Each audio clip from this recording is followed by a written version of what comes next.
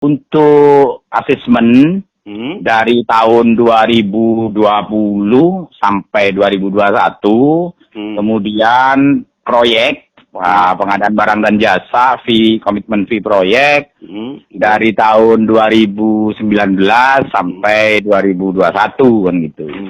Nah, kalau Bupati ini didakwa menerima suap, ya, menerima suap atau gratifikasi dari tahun 2020, berarti seharusnya yang disidang itu bukan 5, seharusnya 14 orang.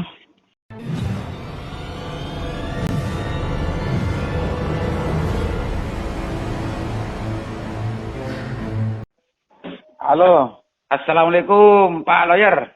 Waalaikumsalam, Haliman. Gimana kabarnya? Minal aidin wal faizin dulu, belum ketemu. Sama-sama, minal aidin wal faizin. Song kosong ya, song kosong ya. Sama-sama.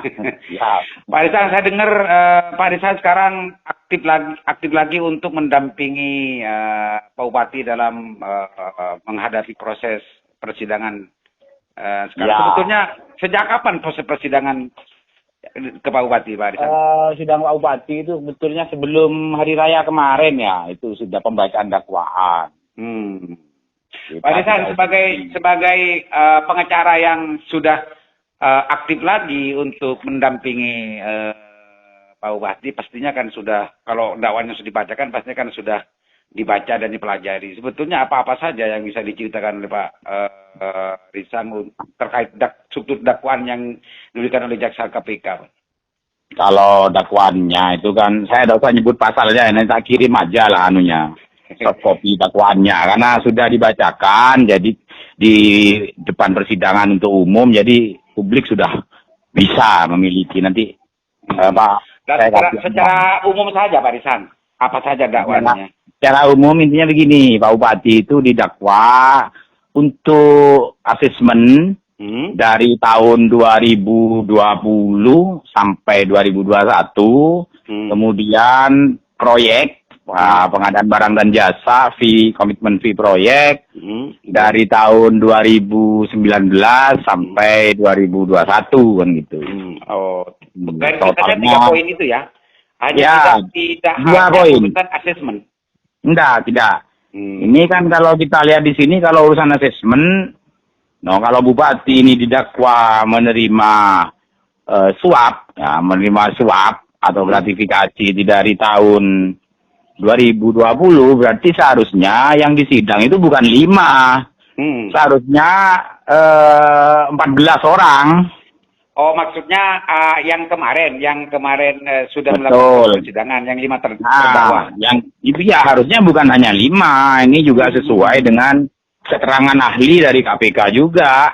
Keterangan ahli dari KPK, ini penerimanya siapa, pemberinya siapa, kan disebut namanya ini penerima termasuk Sekda, PLT, Kepala BKD, kemudian Erwin Yusuf, kemudian dan wakil bupati, ya ada 4 nama yang disebut oleh saksi ahli itu yang harusnya bisa dimintai.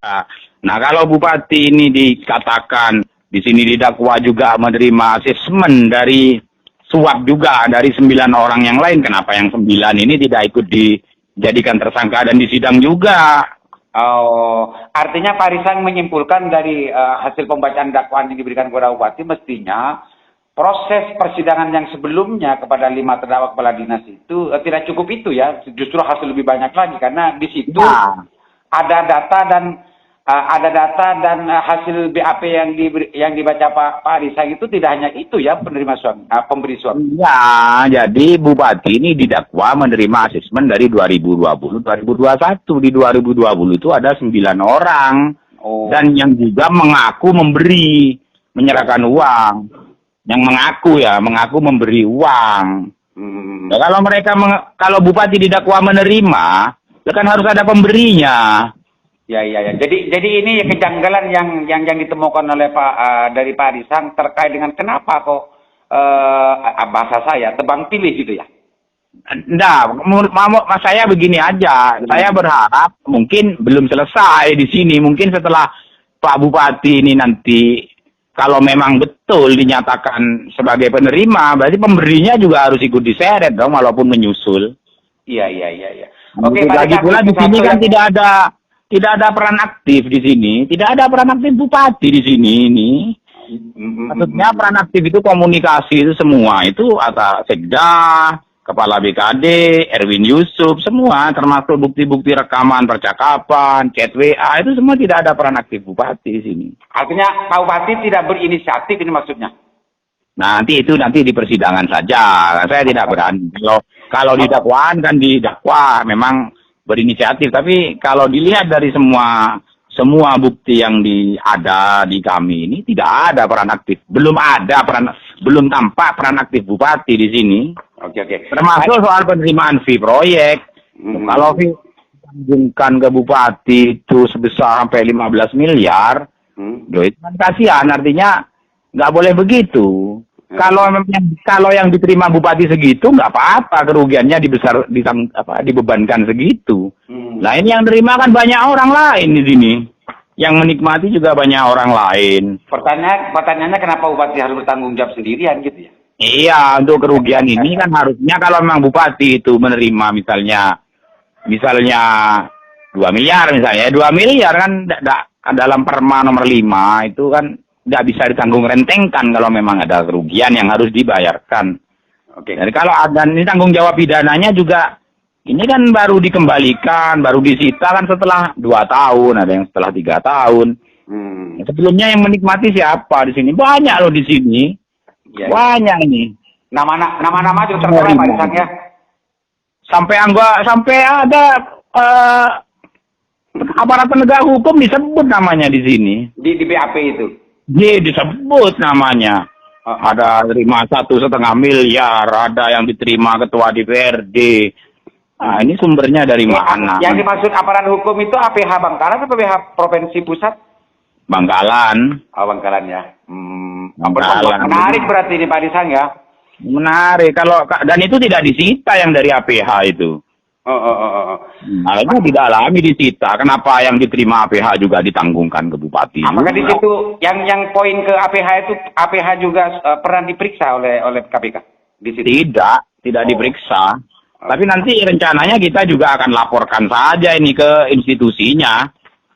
APH yang dimaksud ini kita laporkan aja biar minimal kita laporkan lain atau kita laporkan ke institusinya, tapi nanti itu ya nanti. Oke Pak Risang, itu kan dakwaan struktur dakwaan, gambaran secara umum dakwaan yang sudah dibaca oleh Pak Risang, yang dakwaan itu sudah dibacakan pada sebelum Lebaran kemarin. Untuk sidang selanjutnya kapan Pak Risang? Besok tanggal 2 Mei langsung pemeriksaan saksi-saksi. Oh, pemeriksaan saksi-saksi. Pemeriksaan saksi yang dipantau banyaknya 170 saksi, cuman informasi yang kita dapat ini pemanggilan sudah dikirim itu 50 ya. Tapi mungkin besok saja. Untuk besok saja maksudnya. Untuk Pemkab saja. Enggak, maksudnya untuk yang diperiksa saksi sidang besok. Oh, belum tahu kita ya, bisa sekitar 10 atau lebih. Oke. Pak Risang pasti besok hadir ya di situ ya. Insya Allah hadir karena saya juga ada sidang lain di Tipikor juga. Jadi pasti hadir. Oke, Pak Risang, untuk persiapan besok pastinya Pak Risang kan sudah mempersiapkan segala sesuatunya untuk melakukan pembelaan terhadap Pak Bupati terkait dengan urusan masalah ini, dan kira-kira poin-poin pentingnya tidak perlu detail. Poin-poin pentingnya besok Pak Risang.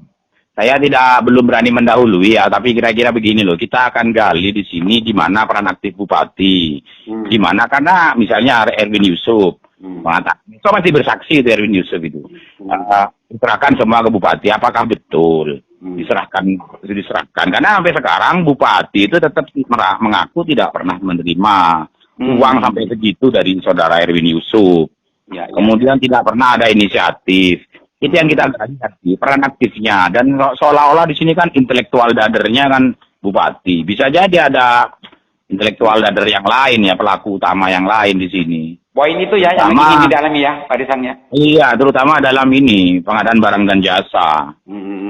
Karena dalam sidang sebelumnya kan ada kontraktor yang diperiksa mengaku memberikan uang ke Bupati katanya, ke B1 melalui kepala PU. Ternyata kepala PU-nya membantah, Wildan, saya tidak pernah terima uang dari kontraktor itu untuk diserahkan ke Bupati.